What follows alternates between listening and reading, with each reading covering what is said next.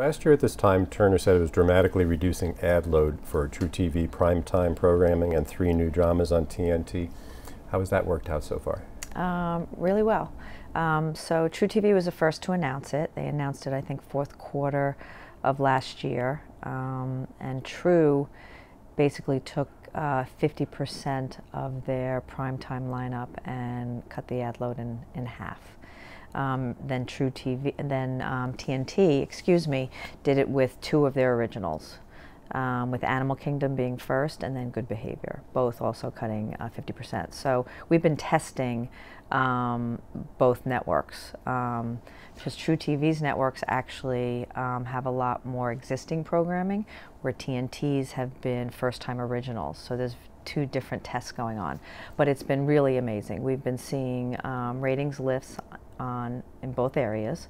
We've been seeing increased brand affinity to the messages that have been within those pods. And C3 lift we saw was probably anywhere from 5 to 7 to 10% lift depending on the program. Going to be continuing. truTV might be adding some more of their programming with LCI, and there are going to be some more originals on TNT in 2018 where you're going to be seeing reduced commercial load. So what percentage of the remaining inventory are these native formats, for lack of a better word? Native ads are basically complementary to the reduced commercial load. We really believe that the consumer experience is crucial. That's that's the main reason that we did the reduction of the commercials. But we also are looking and seeing that the messaging, a lot of the advertising right now, consumers are believing that some of the messaging is very interrupted. And we're trying to get the experience right now with the messaging, with the environment, to be more complementary. So we're now going out and seeing if clients will take some of their messaging that they've done in digital, which have been long lengths, like 1 or 2 minutes, and now apply it to the TV environment. So that's one way we're trying to bring the native ads to television platforms, but we're also, with our content studios, doing a lot of creative now that is basically related to a lot of the talent that we're doing in a lot of the areas, and marrying our talent and the messaging with the right environment.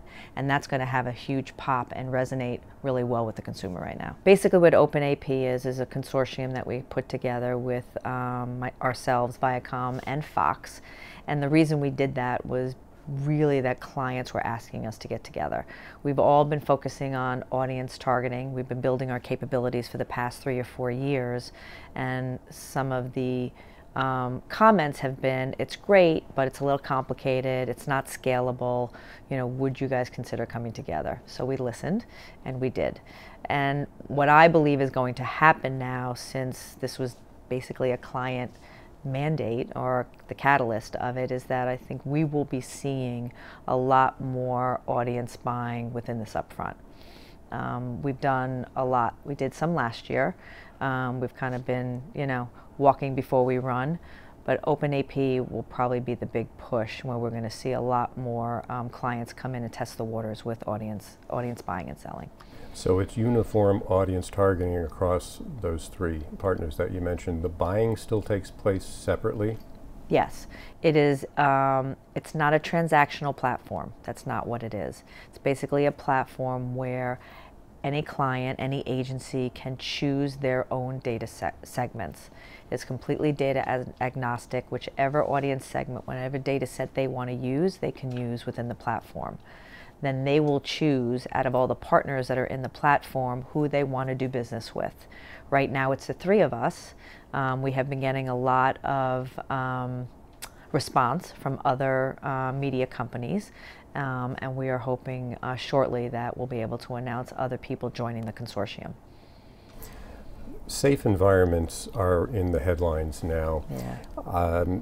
Are you going to be talking about this more in the upfront than before? It's not exactly a new situation. Yeah, it's not new. And the irony is that, you know, media companies like ourselves, Viacom, Fox, we talked about this at the event, we've always been premium content, always. And what is changing is a little bit of the digital platforms are having some problems with ads being placed in areas that some of the clients and marketers are not happy with. So it's becoming a very hot topic. The irony is that Turner has always been a premium content with great brands, trusted brands. That's never changed. It's now just becoming an issue for marketers in other spaces.